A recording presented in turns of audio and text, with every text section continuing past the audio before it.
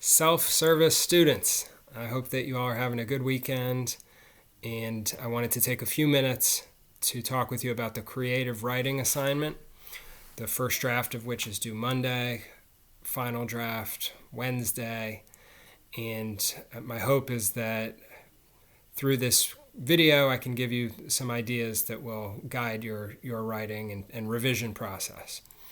So as you know, you have two options. The first is the poem. The second is the creative personal statement. And regardless of which one you choose, you should address Primo Levi's survival in Auschwitz in some way. With the poem, that is by writing from the point of view of either Levi or someone else in survival in Auschwitz. And with the personal statement, you're writing from your own point of view, but you are focusing your discussion or philosophical inquiry around an idea that has resonated with you and one that is present in both Survival in Auschwitz and a poem from the course, and it could also be a song. And a list of options is provided for you on page 2 of the project guidelines. I went ahead and did this assignment myself, and I want to share the result with you. So I picked option A, the poem. And just a little bit about my process. There was an idea that I had been thinking about, and I would encourage you to take a similar approach. Have an idea in mind, some notion that Levi puts forward. And my idea, or Levi's, that fascinated me had to do with the attitude of civilians, of the majority of people in Poland and Germany and throughout Europe who stood by and did nothing as the Nazis attempted to exterminate the entire Jewish people. And Levi describes the civilians working at Buna, the rubber factory, in the following way on pages 120 to 121. We are the untouchables to the civilians. They think, more or less explicitly, with all the nuances lying between contempt and commiseration, that we have been condemned to this life of ours, reduced to our condition. We must be tainted by some mysterious, grave sin.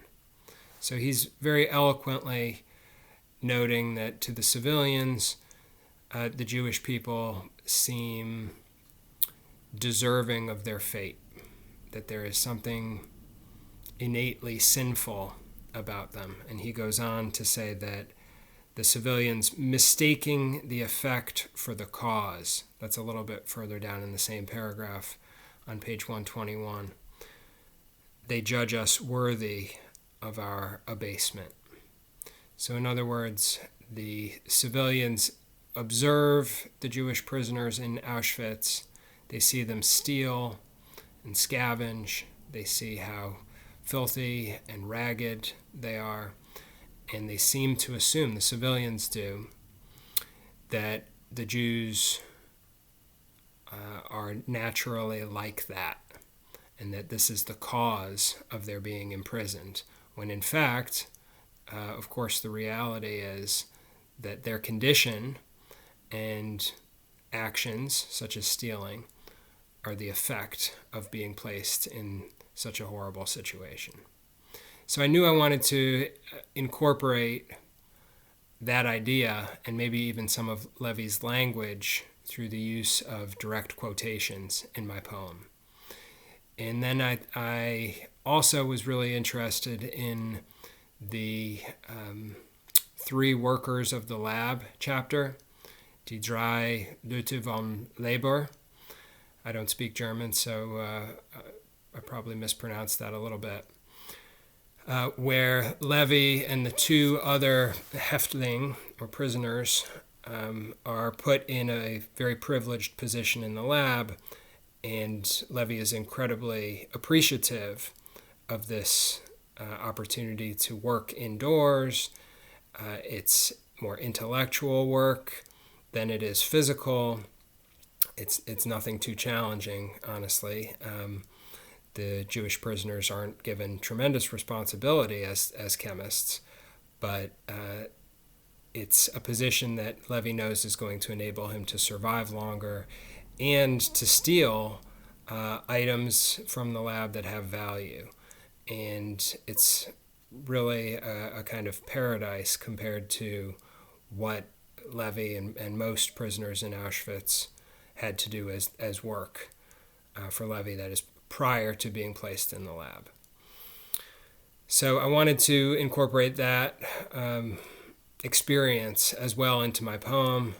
And the hard part about being in the lab, as you know, is that there are German women who work as lab assistants who openly display their contempt for the 3 Jews who are working in the lab. So I wanted to incorporate all of that because I think that the first passage that I shared about civilians thinking the Jews are worthy of this punishment and the experience of being around these beautiful women who clearly think that way would work well in a poem. So, and I titled the poem Eden, Poland, 1944, with Eden being an allusion to the Garden of Eden from the book of Genesis, and how initially for Levi this feels like a kind of paradise, but that changes.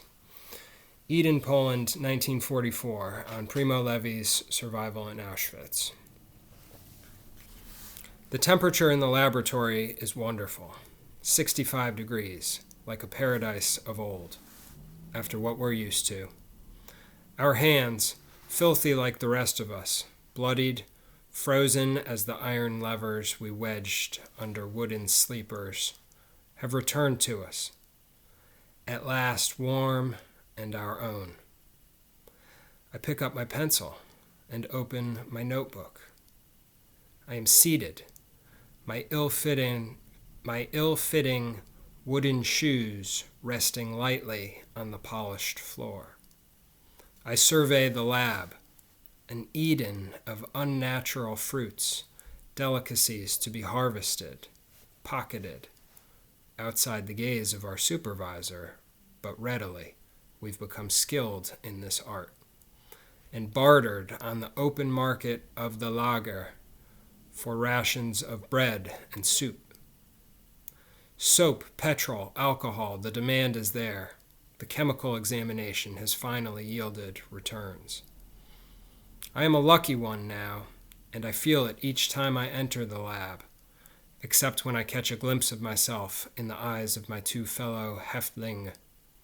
We chosen ones who all look the same, swollen yellow faces, moldy crusts for hair, chicken necks, bodies all knobs and crooks, smelling of cabbages and turnips long since turned, and who all feel the shame of merely existing on the same sacred ground of German research as these 4 flower-like Frauleins, and even Frau Meyer, the secretary. Women who remind us of what women are, and what they can do to a man's focus, to his awareness of himself. These graceful, articulate women who make a show of turning up their affronted noses at us, intruders in their garden, like rats who scurry in and out, but slowly, clumsily, befouling all we touch, and the air itself, unfit to be in this place, to be looked at, listened to, spoken to, unfit for anywhere. These women, like most civilians at the Buna rubber factory, like so many complicit in our extermination, believe that we must be tainted by some grave, mysterious sin, and deserve far less than the rights we now enjoy in this lab. Mistaking the effect for the cause, they cannot imagine us as clean, nourished, well-dressed, urbane, charming, laughing, happy, loving, well-loved men. So I look forward to seeing you all on Tuesday morning in our Zoom session and answering any questions that you have about this assignment, and happy to talk with you individually as well. You really can't go wrong with option A or B. Again, as long as you center your poem or personal statement around an idea that Levi offers that really resonates with you on an intellectual level, perhaps on an emotional level as well. See you soon.